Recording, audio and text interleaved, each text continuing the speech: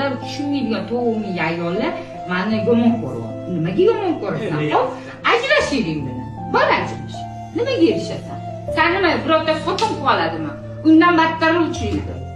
Ikkinchi xotin bo'lasan, ha, birov yerini kutib o'tirasanmi?